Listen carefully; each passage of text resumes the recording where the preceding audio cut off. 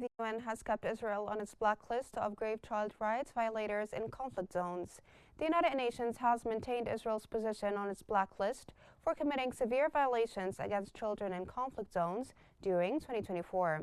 In his latest report, UN Secretary General Antonio Guterres cited Israeli forces as responsible for killing and maiming children and for targeting schools and hospitals. The report calls for accountability, urging that Israel be held responsible for its actions against children in occupied territories.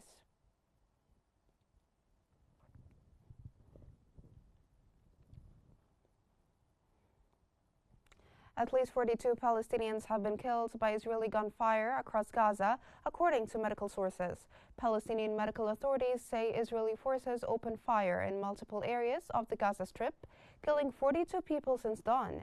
The deaths come as Israeli operations continue to target both civilians and humanitarian corridors. The toll is expected to rise as strikes intensify and aid access remains severely restricted. Rescue workers and medical teams are struggling to reach many of the wounded under continued shelling.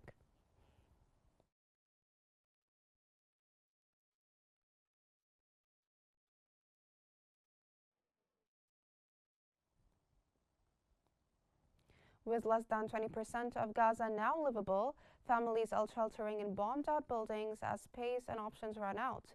In Gaza City, dozens of displaced families are taking refuge inside the ruins of structurally unsound buildings damaged by Israeli airstrikes.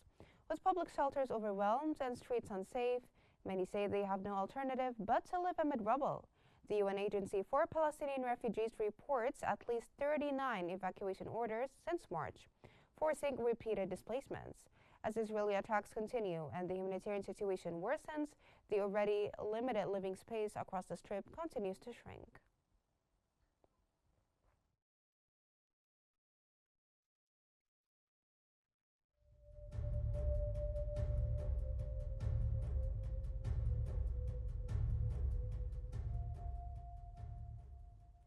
UNICEF says Gaza is facing a man-made drought as water networks collapse and children risk dying of thirst.